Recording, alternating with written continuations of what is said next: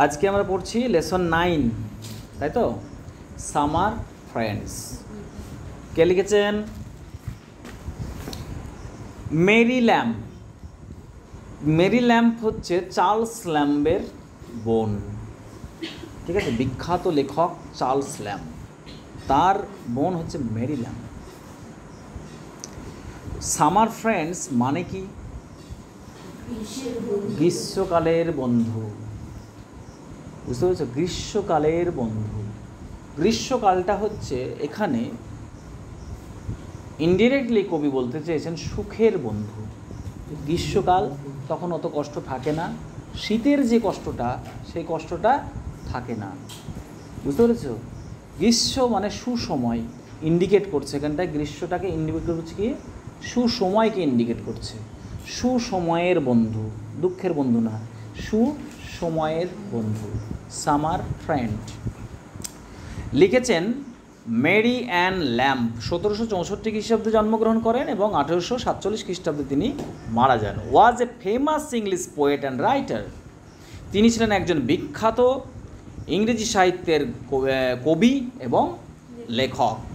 C is best known today for her collaboration with her brother Charles Lamb on the collection Tales from Shakespeare.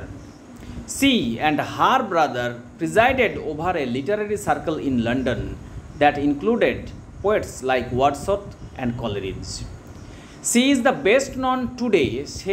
সেই লেখিকা মানে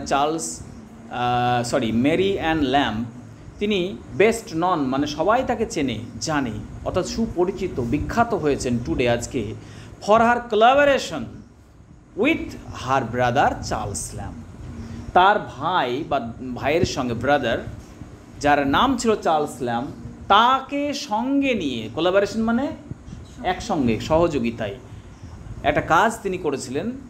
সেটা হচ্ছে on the collection, সেটার নাম হচ্ছে টেলস ফ্রম শেক্সপিয়ার। দুজনে মিলে একই কোলাবোরেশনে একসঙ্গে মিলে একটা কালেকশন তিনি করেছিলেন, সেটা হচ্ছে tales from Shakespeare.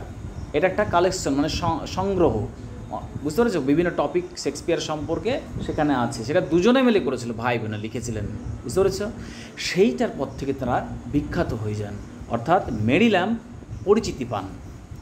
C and her brother presided over a literary circle in London. সে এবং তার ভাই লন্ডনে একটা সাহিত্যবৃত্ত মানে সাহিত্যিকদের সমাগম, সেই যারা একসঙ্গে বসতো, হ্যাঁ, সেই বৃত্তের মধ্যে চলে আসেন। That included poets like Wordsworth and Coleridge. যে সংঘের মধ্যে বা সেই কোলাবোরেশনের মধ্যে সাহিত্যিকদের, পোয়েটদের যে কোলাবোরেশন, হ্যাঁ, তার মধ্যে কি বিখ্যাত লেখক ওয়ার্ডসওয়ার্থও ছিলেন এবং কলেরিজও ছিলেন, তাদের সঙ্গে তাদের উঠা বসা শুরু হয়। তারই লেখা আমরা পড়ব, সেটা হচ্ছে summer friends Mary Lamb. Summer friend মানে গ্রীষ্মের বন্ধুরা, তার মানে এটাই বোঝাচ্ছে, কবিতাটা পড়তে পড়তে বুঝতে পারবে এবং শেষে আমি এটা বলে দেবো যে সামার বলতে কি বোঝাতে চেয়েছেন। দেখো, the swallow is a summer bird. Swallow হচ্ছে গ্রীষ্মের পাখি। The swallow is a summer bird. Swallow হচ্ছে গ্রীষ্মের পাখি। He in our chimney. সে আমাদের চিমনিতে, চিমনি মানে জানো রান্নাঘরে থাকে চিমনিটা, তাই তো? সেই চিমনিতে when the weather is fine and warm, যখন আবহাওয়াটা খুব সুন্দর এবং বেশ হট মানে ওয়ার্ম, গরম, ভালো, উষ্ণ, সেই সময়তে তাকে দেখা যায় কোথায়? রান্নাঘরে সেই চিমনিতে।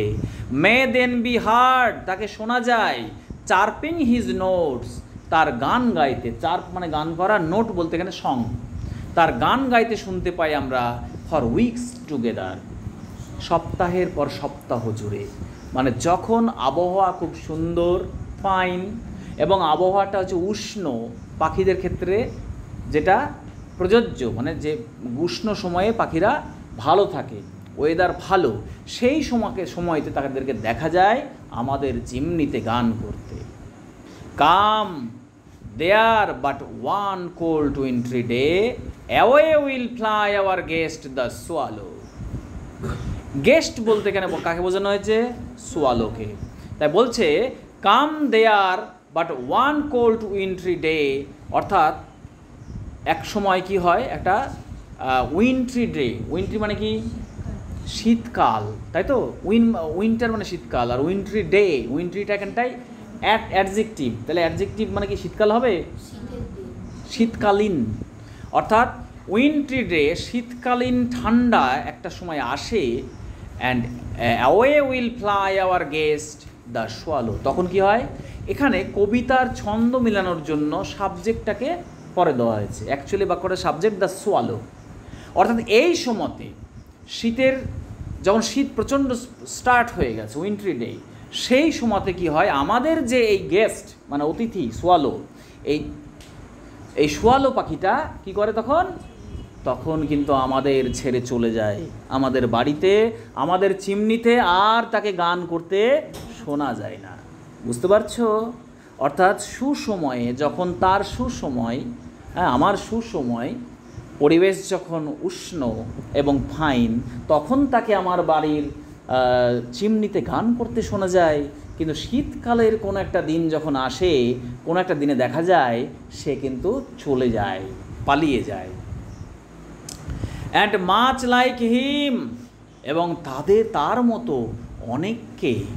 মতো অনেককে উই ফাইন্ড দ্য ওয়ে, আমরা দেখতে পাই, তার মতো আমরা অনেককে দেখতে পাই, ঠিক তার রাস্তাটাকেই অবলম্বন করে। বুঝতে পেরেছো? আমাদের সমাজেও আমরা দেখতে পাই অনেক মানুষ আছে যারা দুঃখের সময়ে আমাদেরকে ছেড়ে চলে যায়, তার মানে সোয়ালোর পথটা অবলম্বন করে। ওয়ে মানে পথ, সোয়ালো যে পথটা অবলম্বন করেছে, সুসময় মানে গ্রীষ্মকালে আমার বাড়িতে ছিল, শীতকালে আর নেই, সে চলে গেছে উড়ে, ঠিক তেমনই অনেক মানুষ আমরা দেখতে পাবো যারা এই পথটাই অবলম্বন করে।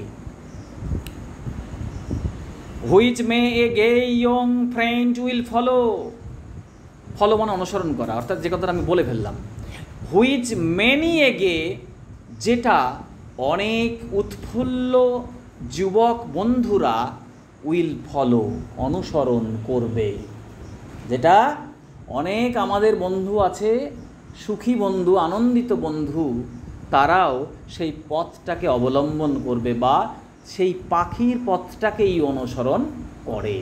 বুঝতে পেরেছ?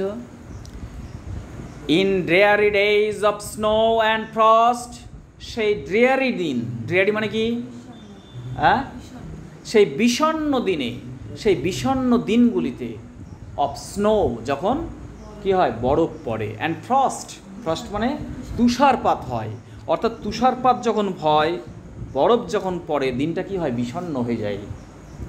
সেই বিষণ্ণ দিনগুলিতে ক্লোজার টু ম্যান, মানুষের কাছাকাছি, উইল ক্লিং, লেগে থাকে, ক্লিং মানে কি জুড়ে থাকা বা লেগে থাকা, দ্য স্প্যারো, সেই সময় মানুষের কাছাকাছি কে থাকে না, তো চড়ুই পাখি থাকে, স্প্যারো পাখি থাকে।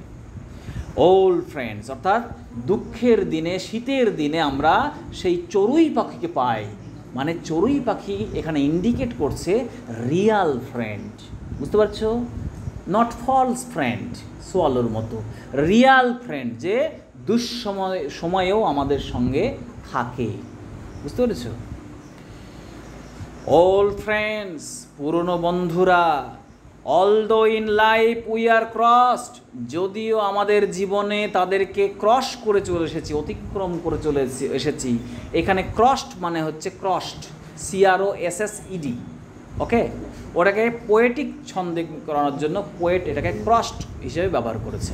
তাহলে পুরনো বন্ধুরা, যদিও তাদেরকে আমরা জীবনে অনেক আগেই অতিক্রম করে চলে এসেছি, দেয়ার হার্টস টু আওয়ার্স, তাদের হৃদয়গুলো আমাদের কাছে বা আমাদের জন্য, উইল নেভার ন্যারো, কখনো তাদের মনটা, হৃদয়টা কখনো সংকীর্ণ হয়ে যায় না।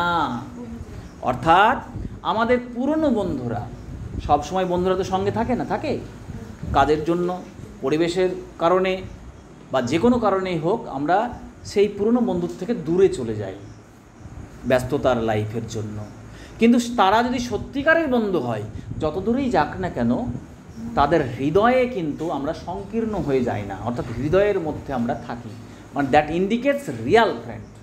রিয়াল ফ্রেন্ড যদি হয় তাহলে সে যতই দূরে যাক না কেন বন্ধুত্ব থাকেই, এবং তাদের হৃদয়ে আমরা থাকি বা আমার হৃদয়ে তারা থাকে, বিরাজ করে। দেয়ার হার্টস টু আশ will never narrow, give me the bird, আমাকে ওই ধরনের পাখি দাও, give me the bird, give me the friend, আমাকে ওই ধরনের বন্ধু দাও, উইল সিং ইন ফ্রস্ট, যে পাখিটা ফ্রস্টেও মানে দুঃখের সময়, ফ্রস্ট মানে কি তুষারপাত, ফ্রস্ট মানে তুষারপাত মানে দুঃখ, যে তুষারপাতের সময়তেও গান গাইবে সেই পাখি আমাকে দাও, উইল লাভ ইন সরো, যে দুঃখের মধ্যেও আমাকে ভালোবাসবে ঠিক সেই বন্ধু আমাকে দাও। বুঝতে পেরেছো? দেখো, give me the bird hyphen আছে, আবার give me the friend hyphen আছে, will sing in frost hyphen আছে, will love in shadow hyphen আছে। তার মানে give me the bird will sing in frost, মানে who will sing in frost, আমাকে সেই পাখি দাও যে তুষারপাতের মধ্যেও গান গাইবে, মানে দুঃখের দিনেও আমার সঙ্গে থাকবে। গিভ মি দ্য ফ্রেন্ড, সেই পাখির মতন বন্ধু দাও, উইল লাভ ইন সরো, যে আমাকে দুঃখের মধ্যেও ভালোবাসবে।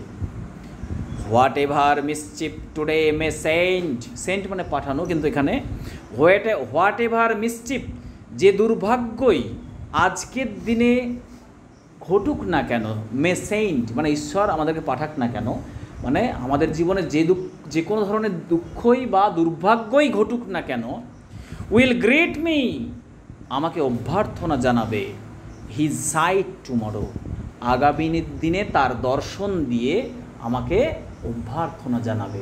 অর্থাৎ যতই দুর্ভাগ্য এসে আমার মাথার উপরে পড়ুক না কেন, যত দুর্ভাগ্যের মধ্যেই আমি পড়ি না কেন, যত মিসচিপের মধ্যেই আমি পড়ি না কেন, তবুও সেই সমস্ত রিয়াল ফ্রেন্ডরা টুমরো মানে ভবিষ্যতে, এখানে টুমরো মানে আগামীকাল বলতে ভবিষ্যতে তারা আমার পাশে এসে দাঁড়াবে। বোঝা গেল? তাহলে এখানে কবি পাখির মাধ্যমে বন্ধুর সঙ্গে তুলনা করেছেন এবং তিনি দেখিয়েছেন what is Real friend. A friend who helps us in need is a friend indeed, অর্থাৎ যে বন্ধুরা দুঃখের সময়ে অসময়ে আমাদেরকে সাহায্য করে সেই হচ্ছে আমাদের আসল বন্ধু। এটাই হচ্ছে এই কবিতার মেসেজ। যারা পড়ছে রিডার তাদের প্রতি মেসেজ এটাই মোরাল। ওকে, ভেরি গুড।